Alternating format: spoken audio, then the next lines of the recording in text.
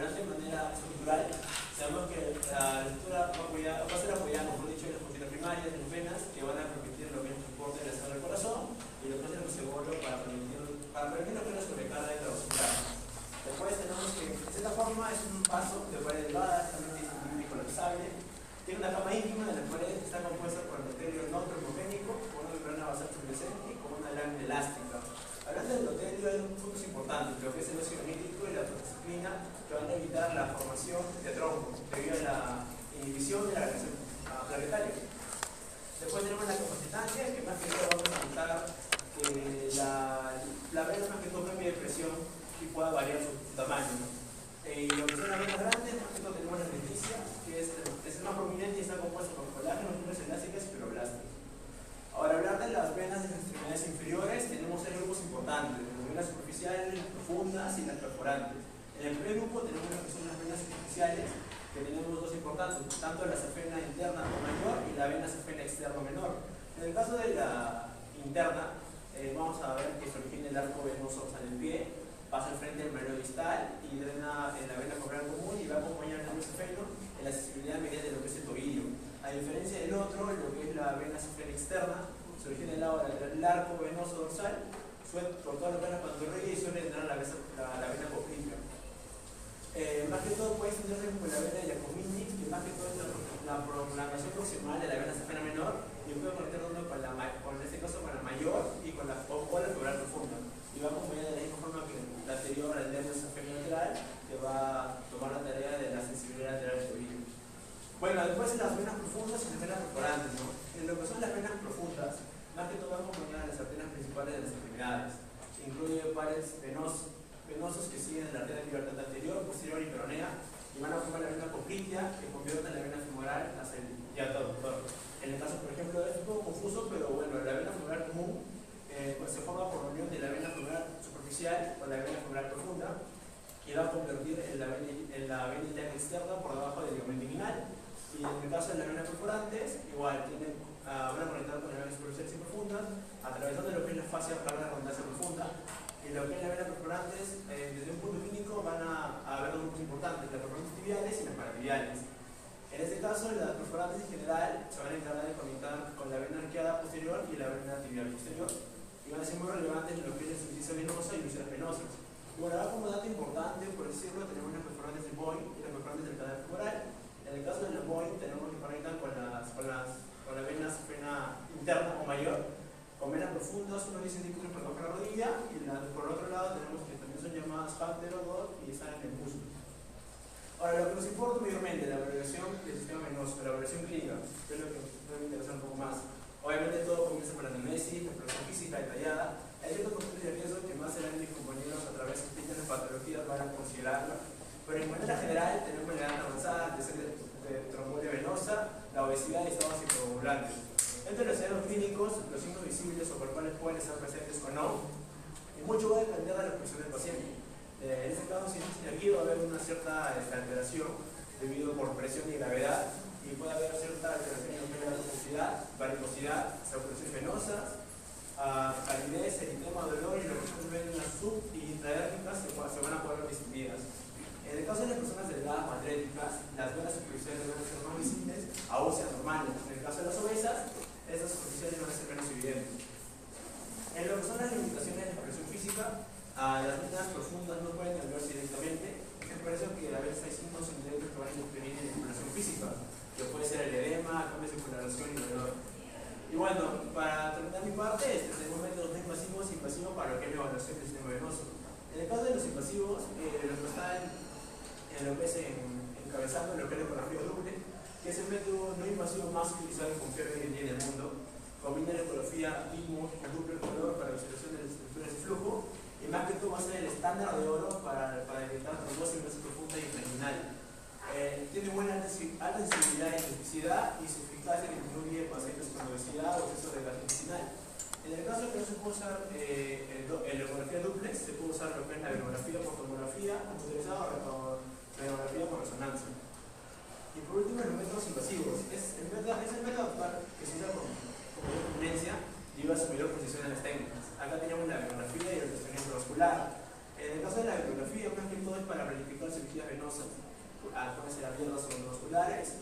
De la misma forma pueden permitir identificar obstrucciones en las venas infraluminales, abdominales, de las extremidades superiores, también el flujo venoso en las venas abdominales e infraluminales.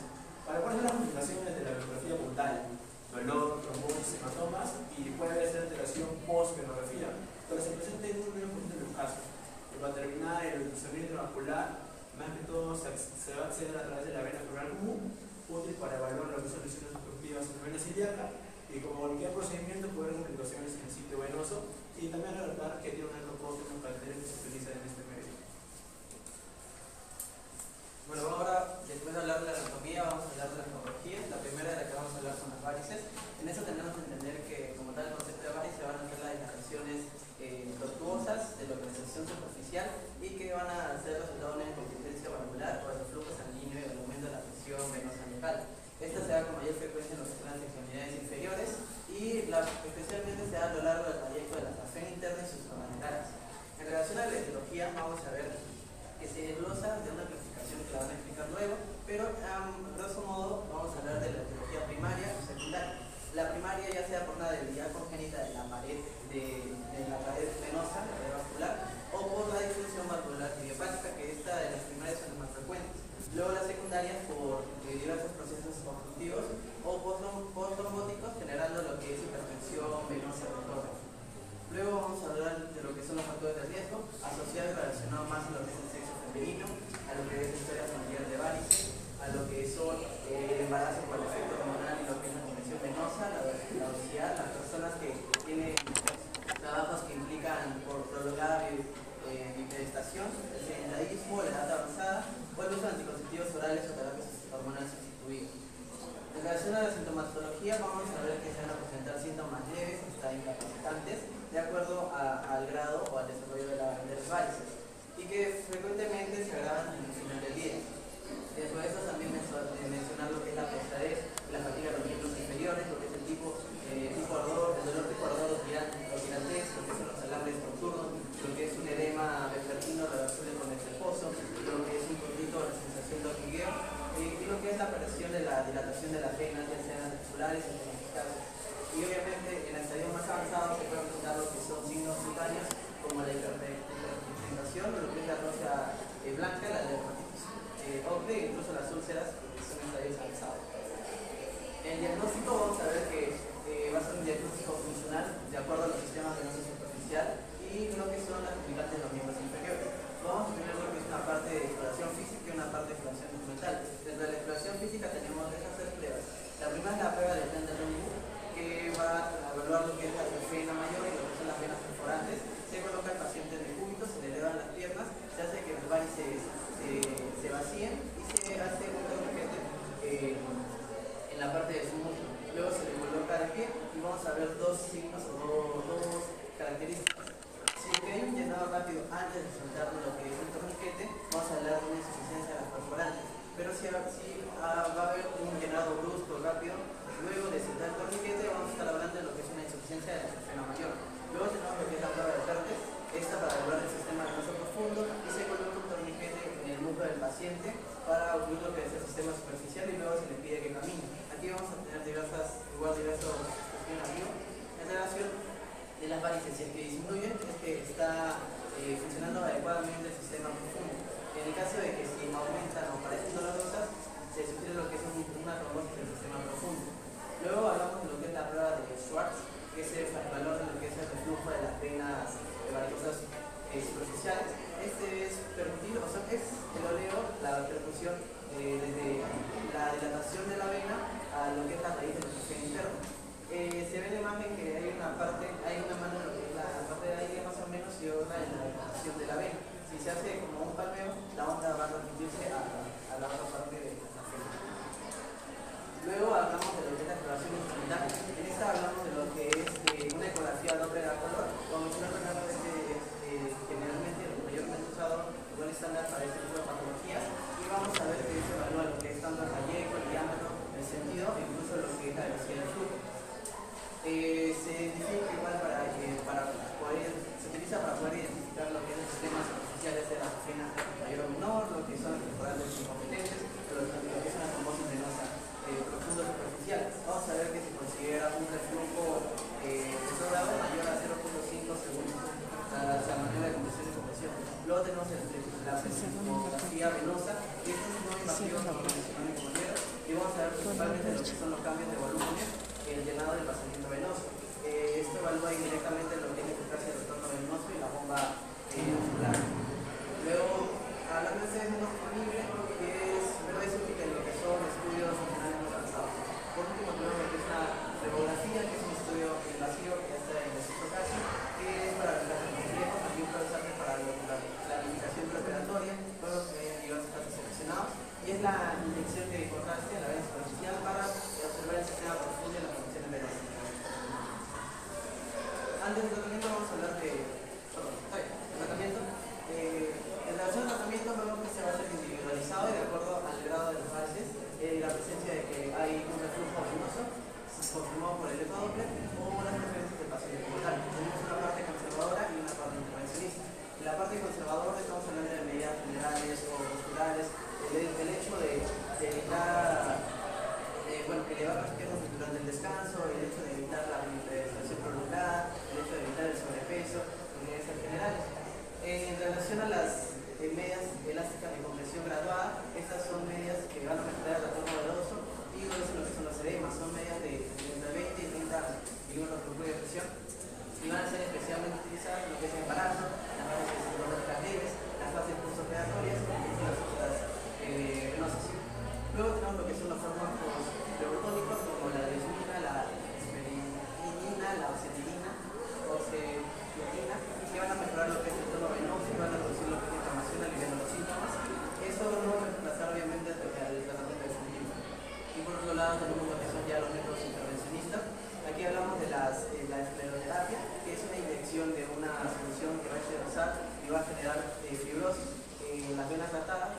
Esto es generalmente para lo que son las varices pequeñas de la eficacia y no requiere una anestesia ni una cirugía como tal. Se puede repetir en varias sesiones y la contraindicación para esto es un reflujo, es cuando hay un reflujo en las venas musculares. Luego tenemos la plebectomía ambulatoria. Esta es una extirpación de los segmentos de las venas. Es un procedimiento mediante anestesia local. Se hace una incisión de 2 a 3 centímetros. Se usan para colaterales visibles. En relación a esta, se encuentran, digamos, las colaterales, las superficiales. Se hace el corte en la incisión de 2 a 3 centímetros y ahí simplemente se expone el vaso, se obstruye y la parte más distal se saca completa y se retira todo este segmento varicoso. Luego tenemos lo que es la cirugía convencional, también conocida como el picking safenofemoral o safenopodrisis. Es una versión de la anterior pero más compleja para bases más complejas. En esta vamos a hablar de una ligadora de la unión safenofemoral o la safenopodritia más lo que es la extracción de la vena safena. Esta se indica cuando hay un reflujo continuo de la safena y varices femorales. Puede combinarse con las plebectomías. En relación a esta, igual como esta, que esta es de anestesia local más simple, esta ya se hace bajo una cirugía como tal, se hace como la operación de esta que se llama la parte de se hace la oclusión del vaso y se retira todo el segmento varicoso o el segmento que está bien. Y de acuerdo como se menciona, una plebectomía tradicional es mejor de lo que está presente. Por último, hablamos de lo que es la ablación endovenosa térmica, que esta va a ser una introducción de una fibra, como se puede observar en esta imagen, o un catéter para introducir a lo que es la oclusión por medio del calor. Vamos a ver que va a tener características como menor dolor postoperatorio, una rápida recuperación y es similar a lo que es el stitching, que es la cirugía convencional. Esta va a requerir lo que es ecografía guiada y anestesia local o emergente. Como se puede observar en la imagen, se introduce el catéter y mediante el calor se va acercando el vaso. Y esta es la forma de declaración endovenosa térmica. Luego, ahora en las bases, sigamos hablando de esta. ¿Cuáles van a ser las complicaciones de la evolución pronóstico? Esto va a ser de una evolución lenta, de acuerdo en que no está con tratamiento, va a progresar a los otros estadios de insuficiencia venosa crónica. Las complicaciones van de la mano con la evolución. Vamos a ver que se puede hablar de una tromboflebitis superficial que va a ser el dolor del envejecimiento, lo que es el trayecto varicoso por trombosis. Vamos a hablar de lo que es la hemorragia por los traumatismos de las venas superficiales dilatadas, la dermatitis sobre y el eczema varicoso debido a la hemosialina y la inflamación inflamación crónica, la lipodermatosclerosis por la fibrosis subcutánea que produce el endurecimiento y la desafección cutánea, la úlcera venosa que van a ser localizadas generalmente en lo que es la región alveolar interna o que son de difícil cicatrización, o las infecciones secundarias de úlceras. Como se puede ver acá, son diversos estadios que se van a encontrar después C1, C2, C3, C4, C5, C6. Las varices están en C2 y puede avanzar a lo que son los edemas de tobillo, la mancha de dermatitis, lo que es una úlcera cicatrizada o una úlcera abierta. Y el pronóstico obviamente va a ser oportuno, va a ser favorable de acuerdo a un diagnóstico oportuno, y si es que hay que tener en cuenta que esta es una enfermedad crónica recurrente, por lo que se tiene que tener un seguimiento a largo plazo. La agresividad postoperatoria puede ser de 20-30% si no se aborda lo que es el reflujo de las perforantes o si es que se omite la velocidad pulmonar completa. Continuando con lo que es insuficiencia venosa crónica, como definición tenemos que es la alteración frecuente de lo que es el sistema vascular periférico. Esto se va a caracterizar por un retorno ineficiente de las extremidades inferiores hacia el corazón, y esto va a producir una hipertensión venosa sostenida. Dentro de las etiologías tenemos primaria, secundaria y congénita. La primaria va a ser por la propia disfunción valvular venosa, la secundaria va a ser debido a otras patologías venosas como trombosis venosa profunda previa, entre otras, y la congénita, que va a ser la más rara, que bueno, va a estar relacionada con malformaciones venosas.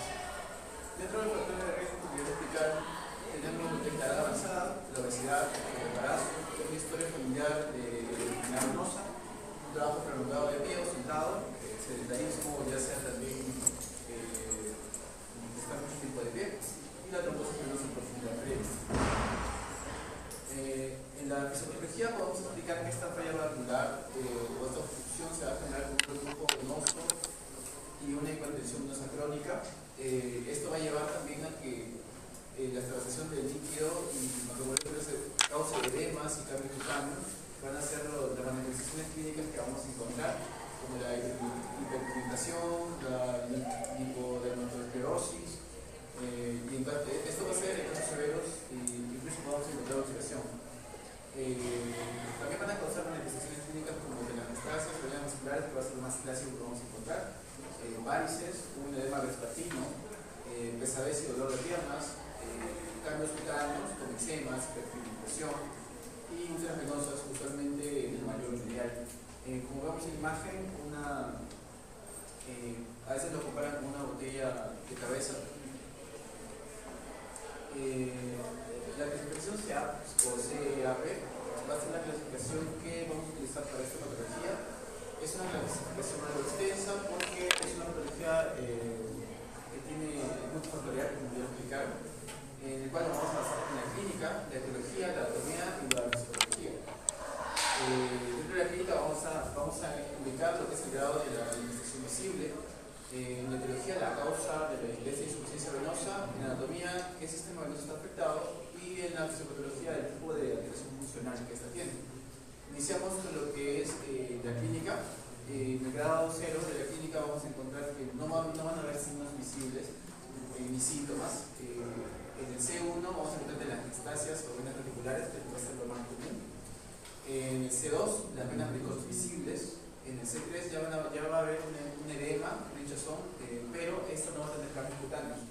En el C4A vamos a encontrar ya cambios cutáneos como la pigmentación y eczema venoso.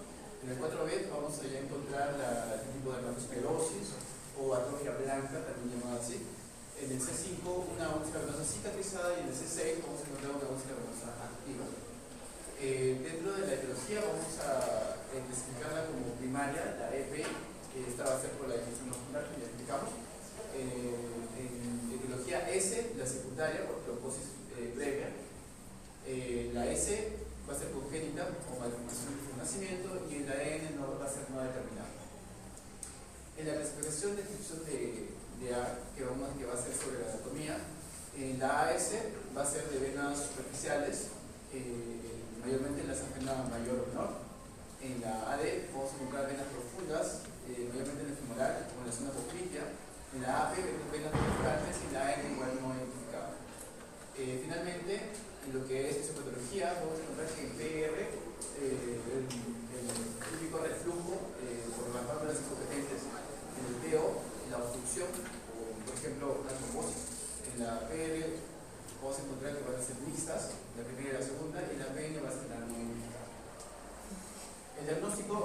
vamos a dar una historia clínica y un examen físico. Inicialmente vamos a hablar de lo que son los síntomas, como pesadez, dolor, edema, la inspección de los cambios cutáneos y también las glucosas sensibles. Como vemos en la imagen, podemos encontrar edema, lipodermatosclerosis, telangiectasias, venas glucosas, úlceras venosas, dermatitis por éstasis, que van a ser los síntomas clínicos más visibles. Mayormente estos van a darse en las últimas etapas. Como estudios complementarios encontramos lo que es el ecodoppler venoso. Este es un método de elección para evaluar el flujo y la obstrucción. La venografía, que actualmente está en desuso, y el índice tobillo-brazo para descartar una enfermedad arterial concomitante. En el tratamiento vamos a iniciar siempre por medidas generales, que va a ser la elevación de los miembros inferiores. Vamos a estimular lo que es el ejercicio regular, el control del peso y evitar el sedentarismo prolongado, así como estar de pie demasiado tiempo.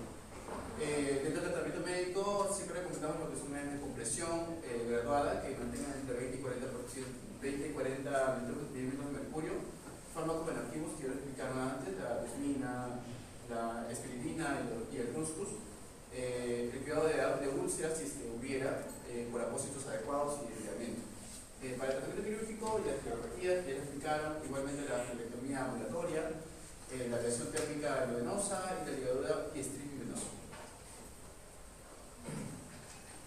Bueno, ya para finalizar vamos a hablar acerca de trombosis venosa profunda.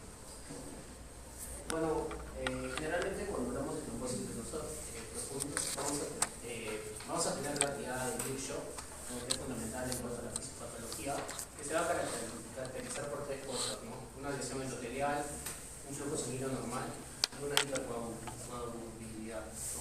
Generalmente cuando hablamos de trombosis, más que todo es una formación de uno o más coágulos de sangre en una vena profunda, típicamente de las extremidades inferiores, ¿no? Generalmente cuando hablamos de esto, más frecuentemente nos vamos a encontrar en los miembros inferiores del lado izquierdo, ¿no? En cuanto a la clasificación, vamos a tener de dos tipos, la proximal y la distal. La proximal, más que todo, va a afectar a la vena ilíaca, a la femoral y a la poplitea, ¿no? Generalmente son más comunes y más graves, ¿no? En cuanto a la distal, más que todo va a afectar a la tibial y al peroné, ¿no? Bueno, es importante hablar de los factores de riesgo. Generalmente, cuando hablamos de los factores de riesgo, es importante, ¿no? Tener en cuenta la edad, ¿no? Del paciente, más de 60 años, antecedentes personales o familiares, ¿no? De un tromboembolismo venoso, la obesidad y el tabaquismo, ¿no? En cuanto a las condiciones protrombóticas, generalmente como principal factor de riesgo, en este caso vendría a ser el embarazo, ¿no? También tenemos el consumo de anticonceptivos, algún tipo de cáncer activo, un síndrome nefrótico, ¿no? También tenemos un reposo prolongado después de una cirugía, ¿no? En este caso mayor, generalmente las ortopédicas, ¿no? Viajes prolongados o algún tipo de parto por cesárea, ¿no? Y también tenemos la trombofilia hereditaria, que vendría a ser por el factor 5 de Leiden, ¿no? Que cuando hablamos en cuanto, ¿no? a la genética, ¿no? A lo hereditario es lo más común, ¿no?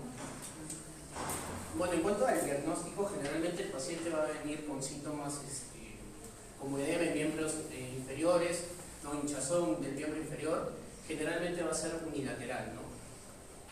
Va a sentir eritema, calor y una sensibilidad progresiva y dolor sordo, ¿no? En cuanto a los signos, ¿no? Bueno, uno de los más importantes es el signo de Homans, ¿no? Que de por sí puede ser, bueno, nos da, ¿no? Como un diagnóstico presuntivo, ¿no? De una trombosis, ¿no? Generalmente va a ser un dolor en la pantorrilla, la dorsiflexión, ¿no? Del pie.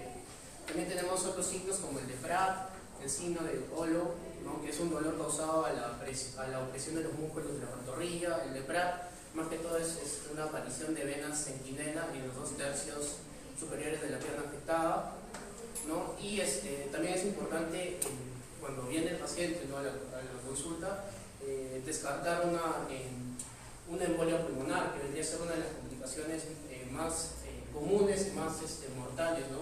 Cuando hablamos de una trombosis venosa profunda, ¿no? Generalmente aquí estaríamos hablando de dolor torácico y disnea súbita, ¿no? Entonces, no solamente es la sintomatología, ¿no?, la que nos da el diagnóstico, sino hay una serie de criterios, ¿no?, que van a ser los criterios de Wells, ¿no? Y más que todo, estos criterios son importantes porque van a calcular, ¿no?, la probabilidad de una trombosis venosa profunda, ¿no? Y en base a estos criterios y ayuda imagenológica, ¿no?, es como se va a dar el diagnóstico. Bueno, aquí vamos a tener los criterios, ¿no? Vamos a tener los parámetros clínicos. Generalmente tenemos el cáncer activo, da puntaje de 1, un antecedente, ¿no?, de trombosis venosa profunda da 1, parálisis, inmovilización, reposo en cama más de 3 días, ¿no?, dolor en la trayectoria del sistema venoso profundo, edema en toda la extremidad, pantorrilla con aumento más de 3 centímetros, ¿no?, edema con fovea, circulación venosa colateral, ¿no? Y en cuanto, ¿no?, a que se sospeche de otra patología, ¿no?, que no sea trombosis venosa profunda, ¿no?, se le resta 2 puntos a todos estos criterios, ¿no? Entonces, para dar el diagnóstico, más que todo, es un lapso, o sea, son números 0, 1, 2 y más de 3.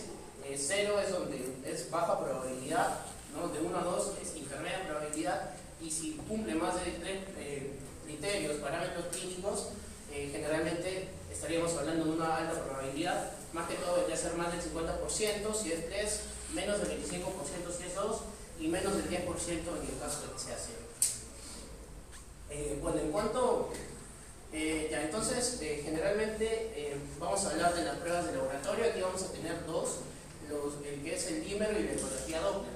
Entonces, más que todo, esto lo vamos a ir trabajando con los criterios de Wells, ¿no? Si el criterio de Wells sale 0, inmediatamente lo que nosotros vamos a hacer es pedirle el dímero D, ¿no?, ya que es una prueba que descarta, ¿no?, en este caso la trombosis venosa profunda, ¿no?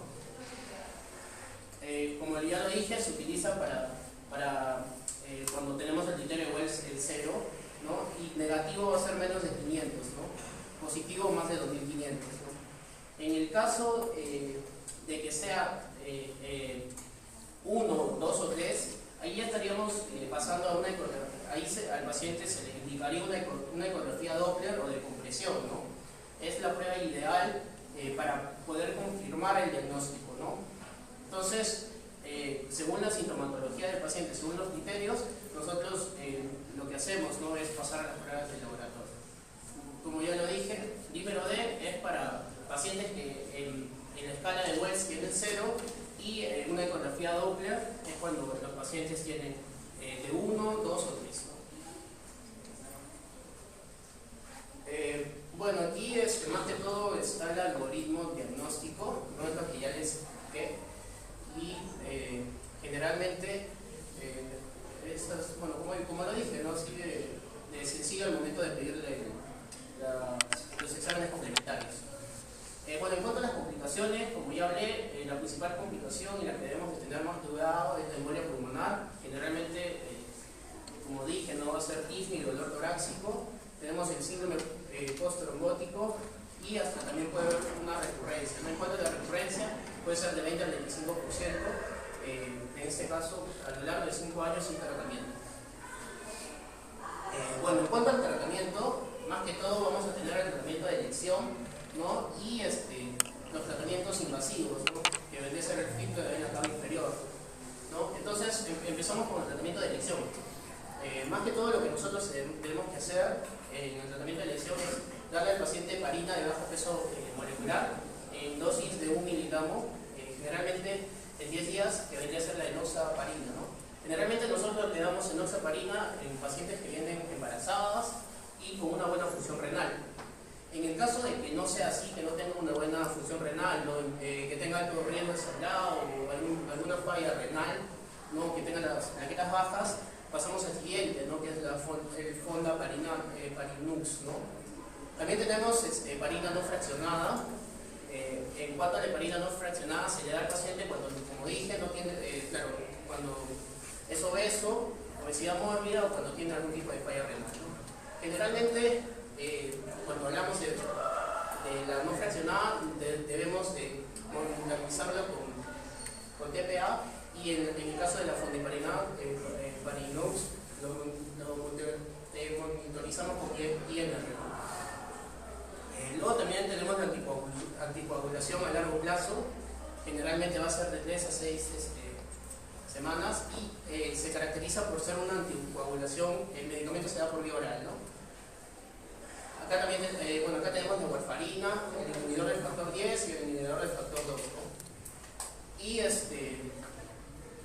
Y cuando hacemos fibrinólisis, lo que ya debe ser por decirlo, un tratamiento invasivo, generalmente cuando sospechamos de una trombosis venosa profunda, en este caso masiva, ¿no?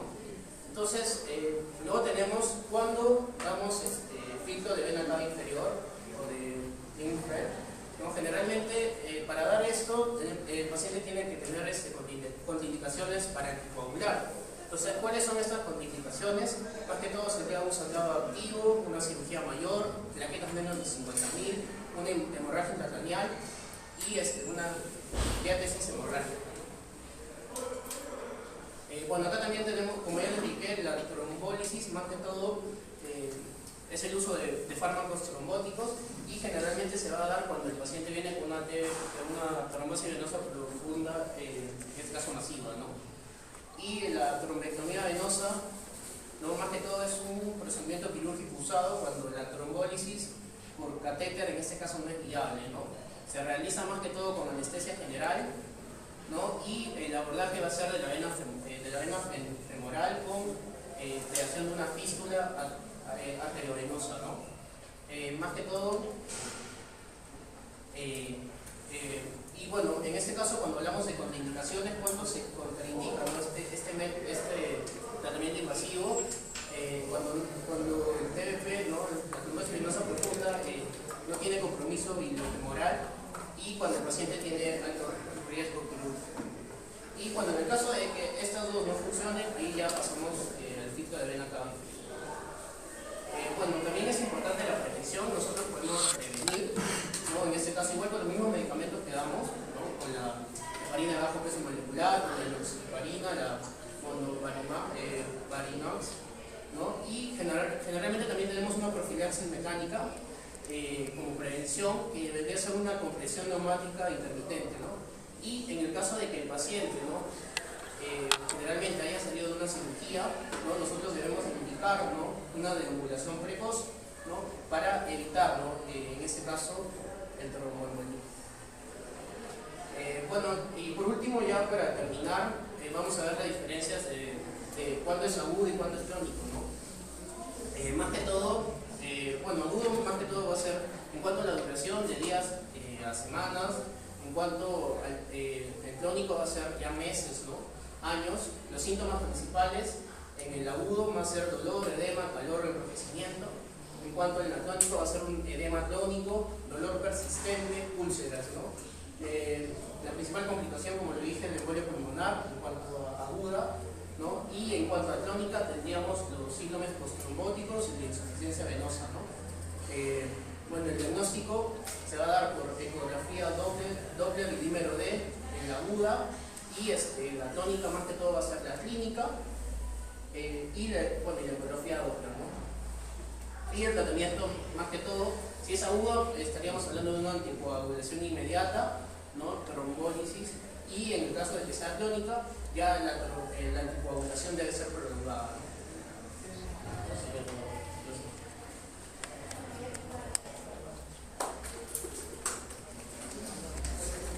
Una pregunta para el grupo, ¿no? Respecto de la epidemiología de esta enfermedad, ¿en qué grupo, qué tipo de paciente sería más frecuente encontrar esta patología? Escriban a un paciente que puede tener esta patología más frecuentemente que la población general. Sería una mujer que sea obesa con sedentarismo. ¿Y qué porcentaje de la población en general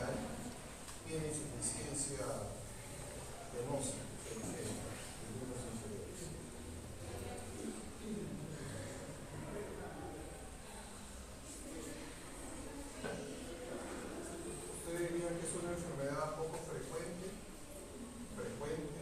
muy frecuente, casi todos lo tienen. Es una enfermedad, doctor, frecuente, sobre todo en mujeres. Solo que algunas no llegan a desarrollar los síntomas que son más característicos, pero gran parte de nosotros. Según tu clasificación SEA, escríbeme cuál es una grado, una clasificación SEA, que es la más frecuente de todas. Bueno, hablando de la SEA, como se menciona en la insuficiencia, vamos a tener desde el C1 al C5, el C1 apuntando lo de las telangiectasias y las arañas que se dice. A partir del C2 es cuando ya hablamos lo que son las varices. Ya, C2 entonces. Ya. ¿Y? No más frecuente. C es C2, ¿no es cierto? Ya, es la más frecuente. ¿En E? ¿Qué es lo más frecuente?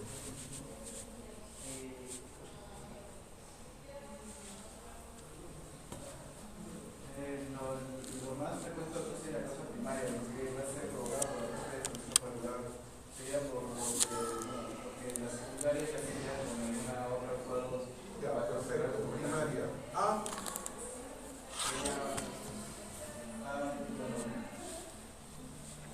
Menos superficiales, deben ser A, S. Y la última.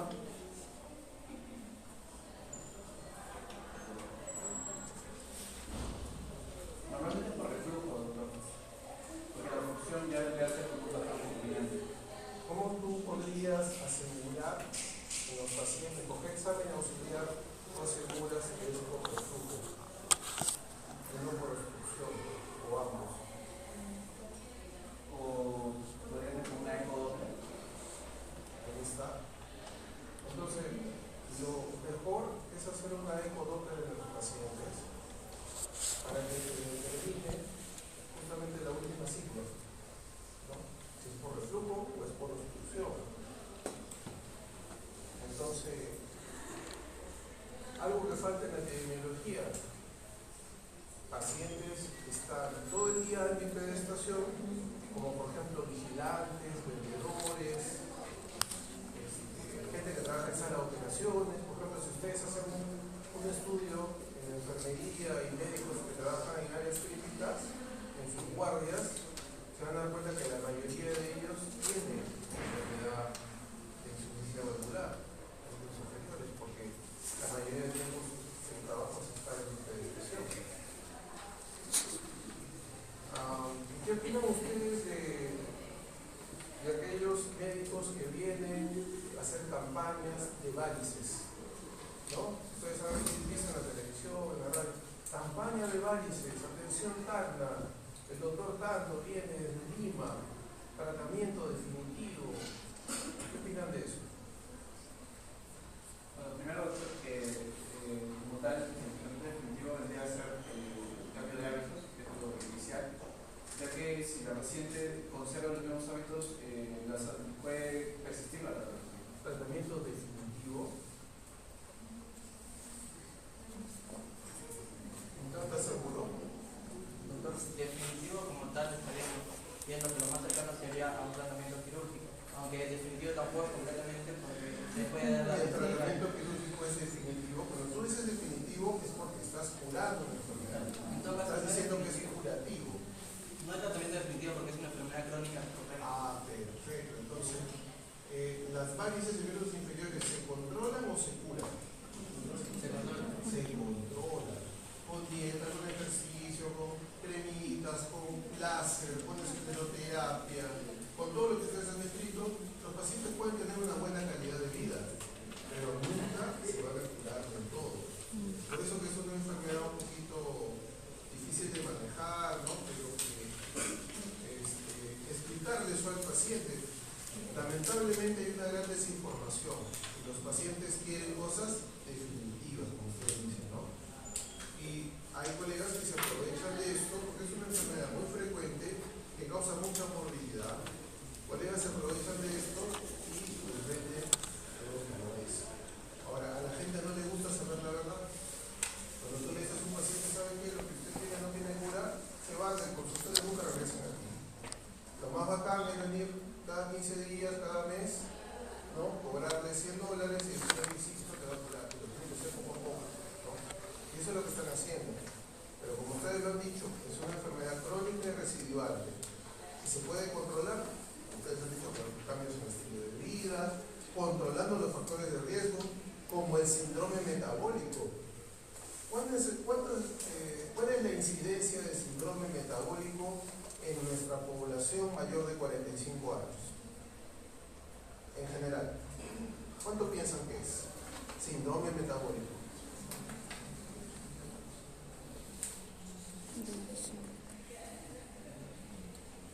Resistencia a la insulina, hipercolesterolemia,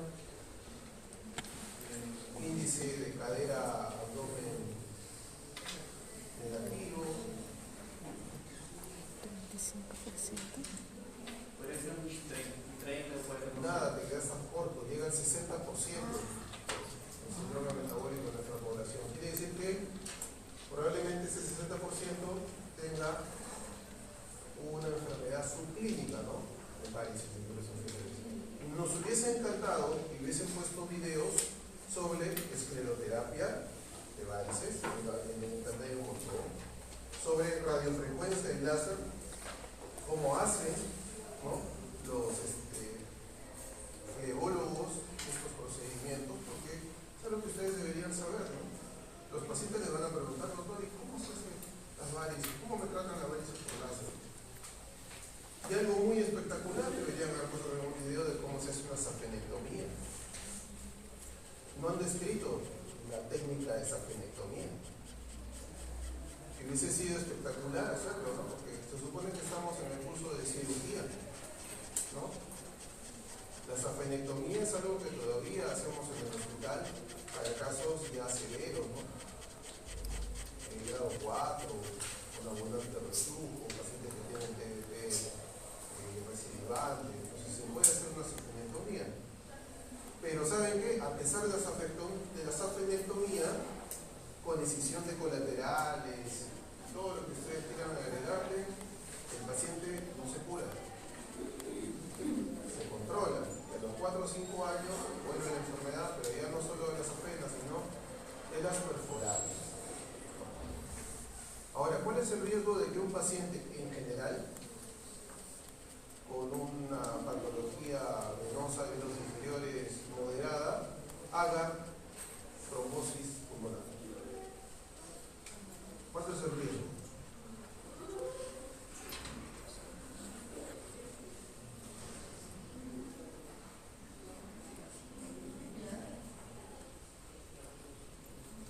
¿Es alto o es bajo? ¿Es alto? O sea que la mayoría de pacientes con enfermedad de varices de miembros inferiores se va a morir de un TBP, de una trombosis pulmonar.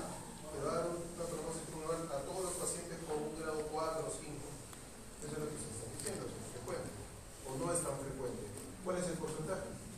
¿Cuál es la incidencia?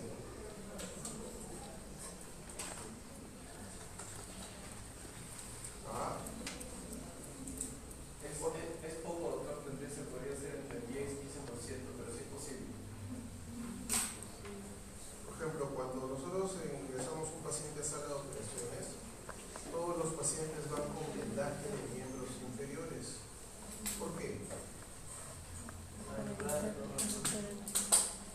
¿Cómo así? ¿Cómo así el vendaje de miembros inferiores disminuye la posibilidad de trombosis pulmonar en el intraoperatorio y en el postoperatorio? ¿Confían en ese vendaje? ¿Quién venda a los pacientes antes de ingresar a la sala de operaciones? ¿Quién lo hace? ¿El médico que va a operar? ¿El cirujano vascular? ¿La enfermera? ¿El técnico en enfermería? ¿El interno? ¿Quién lo hace? ¿Lo hace el técnico en enfermería? Entonces, sin desmerecer su trabajo, ¿ustedes creen de que todos los técnicos de enfermería saben cómo realizar un vendaje en miembros inferiores con la tensión suficiente como para que sea adecuado y disminuir la presión venosa?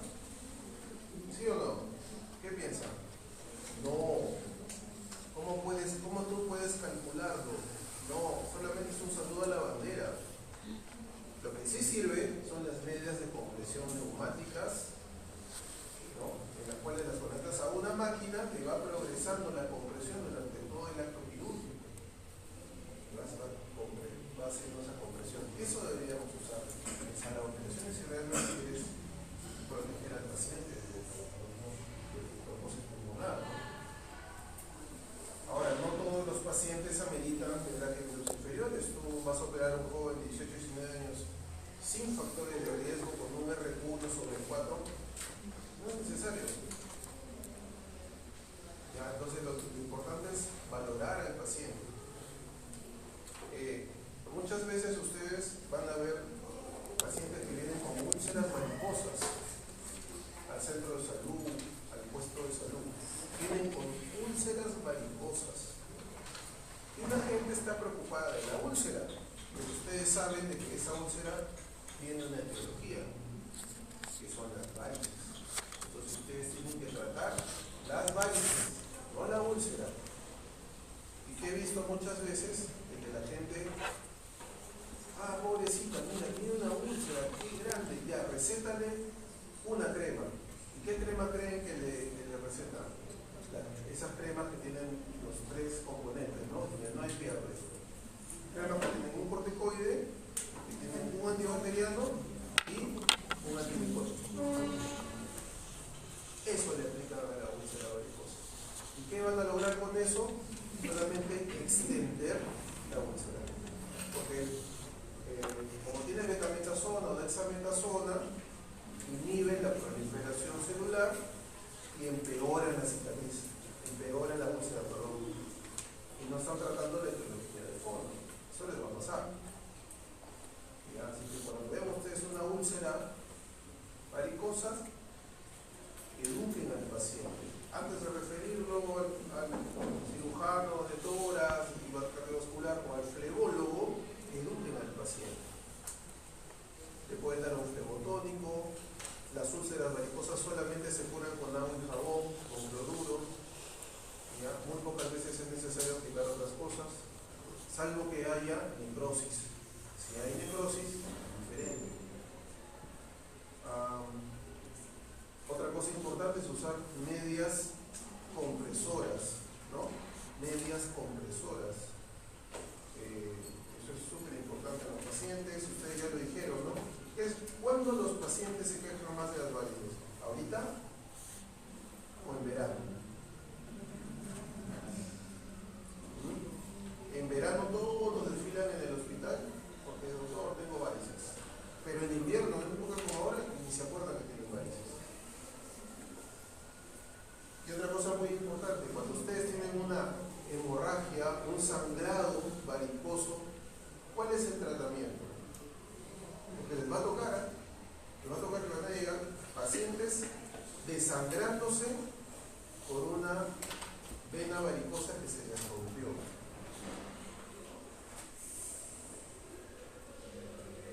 ¿Cuál es el tratamiento?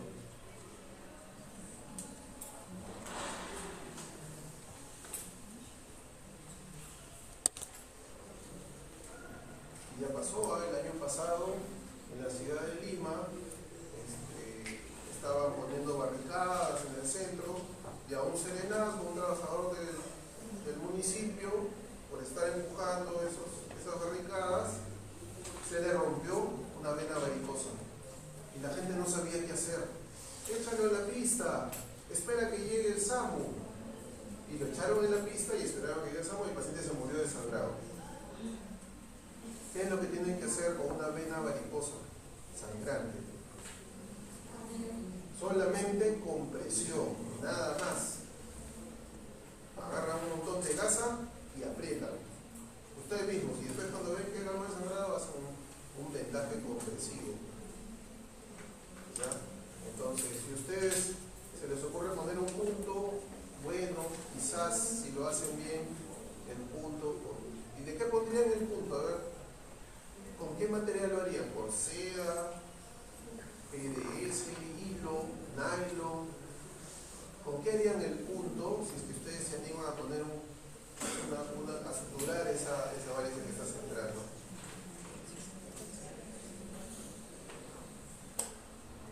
Catwood.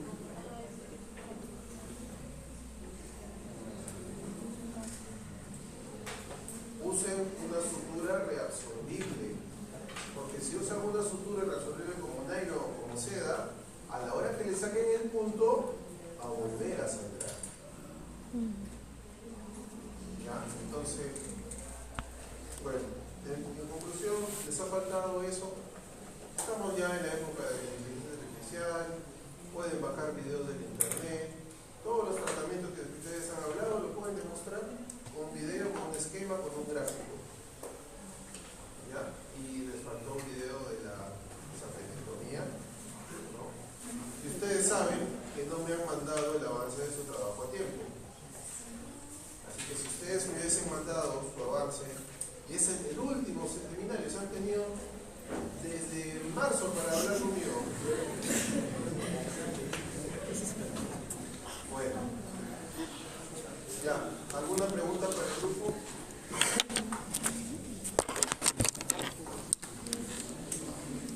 Bueno, ya saben que mañana es el último examen. No sé si el delegado me ha conseguido 2 salones para la tarde. Respecto a eso, esto hablando y el 101 donde estamos todos está libre. A las 4:40. Ya, perfecto. Mañana entonces a las 4:40